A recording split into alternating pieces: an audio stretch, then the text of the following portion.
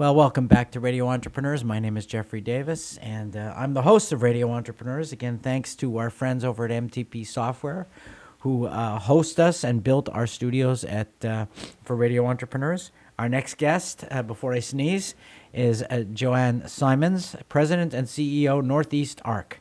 Welcome. Thank you. Tell us about Northeast Arc. Northeast Arc changes lives every day. We have 1,100 employees and an operating budget of $300 million, and we support 15,000 people with intellectual disabilities, physical disabilities, and autism, and we've been doing it for over 65 years. Well, you're going to have to give me a little history for such a bold statement of the organization, how it started. It started how you got to where you are. Oh, that's a great story. Oh, good. This organization was founded by parents who had children at that time with intellectual disabilities. We called them something else in those days, the R word, which we fortunately don't use anymore. And these families gathered together in church basements and synagogue auditoriums and public schools, trying to get together in living rooms. How are they going to provide opportunities for their children in an environment where the government and the community had turned their backs to? And they were very brave families who defied the conventional wisdom at the time, which was to institutionalize their children. From my story is that over 40 years ago, my first son was born with Down syndrome and 4 heart defects, and I had a master's degree in social work and was 26 years old and knew that the world that I wanted for him didn't exist. I wanted a world that was inclusive and where he had every opportunity that anyone else had. And I knew that the only way for me to make that a reality for him was to make that a reality for everyone else, because we all rise together. And so began a career out of an opportunity. Wow. And how long ago did this start for you? It started for me when Jonathan was born, and Jonathan's going to be 41 this year, and he has a full and inclusive, wonderful life and has achieved many of his dreams and has traveled the world and works independently, lives by himself, and has a life not to be admired, but a life worth living. So parents who were in the early stages of what you experienced, who have not met with your organization, who maybe are not knowing how to deal with this, what pieces of advice do you give them to try to get them to start to realize that this can be? Well, the great news is, that we have what I didn't have back in those days, which is the internet, where people can be immediately contacted. So if a family now finds out that they have a child with Down syndrome, either prenatally or at birth, and they go on the internet, they're going to connect with people and they're going to immediately be showered with conversations like, congratulations, here are the resources for you. They're not only organizations like the Northeast Arc, but all over the country, and especially in the Commonwealth, we have lots of organizations that are here to support families from the moment they embark on this journey, whether or not it's Down syndrome or autism or cerebral palsy or learning disability. And we've evolved to become very innovative and creative because families require that. I personally am competitive and impatient, so that's how I've been able to force systems to change and elected officials to listen and for policy to be enacted. So from mother of a child with Down syndrome to head of the organization, how's that career path happened? Well, this is my third CEO position, so I've had, progressively, larger responsibilities, but it began, ironically, when over 40 years ago, I began working a little bit in state government, but shortly after that, I found my way to the Northeast Arc, and I was the director of advocacy and family support, and actually developed the first family support program in the country, and have had progressively increasingly responsible jobs and roles, ultimately leading to this. At the same time, having a very robust nonprofit board experience. So I've served as, board chairs of several disability organizations. I've been president of the National Down Syndrome Congress and the National Down Syndrome Society. I've written a book on transition. I've published, and I think there's nothing more energetic than being fueled by something that you're passionate about and something that gives you great joy. Wow. That's wonderful.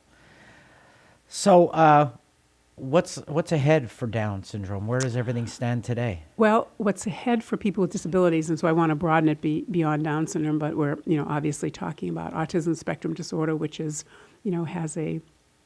seems to be of increasingly larger numbers of people that are affected or touched by it. I think that what I've seen in the last few decades are even things that I might not have even imagined 40 years ago. There are over 250 colleges in the country that accept people with intellectual disabilities in matriculated and non-matriculated programs. People with disabilities are living longer because of great medical care. Here in Massachusetts, we're incredibly fortunate not only to have great medical care, but a great educational system. We have a great state government that supports individuals and their families. So folks have an opportunity to live independently or live with the supports they need. They make great employers. They're working jobs, and in this economy, we can't afford to leave anyone out of it. We have an unemployment rate of basically zero, and people with disabilities are making an increasingly larger contribution in employment. I think for the future, I think we're going to see less special places for people with disabilities as inclusion, which is now a buzzword that ironically began with people with disabilities, and now it's been hijacked by every group, it seems, in the country. But I want to make sure that we're not left out of the inclusion revolution that's happening. Our own organization is actually just signed a lease with a mall in Danvers called the Liberty Tree Mall that Simon Properties owns, and we're going to move, going to take 26,000 square feet, and we're going to move our community-facing programs into the community where people are. Rather than spending our money to build a separate building for people with disabilities, we're going to go where people are. We're going to join a lot of recreation activities that are there, fitness center, movie theaters, big box stores, small stores, a church, a swimming pool complex. So I see the future more of us collaborating with other organizations and with other businesses. I see much more merger and acquisition activity going on in the disability field and in the nonprofit community. I see philanthropy helping us be more innovative instead of just cutting small checks, but wondering really what's going to happen with some big investments. How can we move and change some social policy? So I want to be part of those. Wow, you are a strategist. Yeah. My mother used to say, every dark cloud has a silver lining. I always tell my clients that adversity defines the leader. If you were to do this all again, would you change it at all?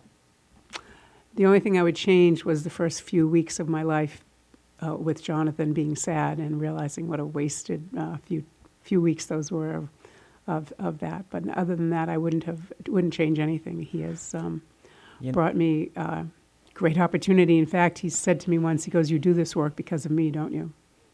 And I do. I grew up in Montreal, and it's a big Holocaust community, and there was one family, the Holocaust survivors, that had a child with Down syndrome, and they had other children as well, and I would say that was the closest family of any family I knew, and we all sort of hung out at their house, and the house had more love and more focus on the home and the family than any other home I knew. Well, that's and I think remarkable. it was because of that. Well, and the Holocaust is actually, an interesting and a horrible part of humanity's history, but Jonathan felt particularly aligned with that because he came home from Hebrew school and he said, "It wouldn't have mattered. I'm Jewish and I have Down syndrome. I would have been the first to go." Right. And so he's quite aware. And at the Holocaust Museum with his confirmation class, he raised his hand. He said, "And they killed kids like me." So, Jonathan's here not only to enrich our families, but he's here to educate all of us. How wonderful. Anything we can do, if you want to come back, tell us more stories, bring guests with you, and we'd love to interview some people that you have associated with you. But if before then, if somebody wants to support you or know more about the organization, how would they find you?